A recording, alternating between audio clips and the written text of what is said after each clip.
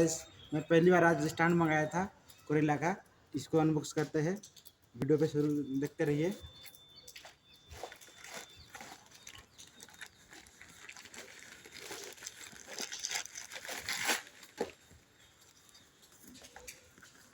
दोस्तों देखिए क्या क्या दिया है।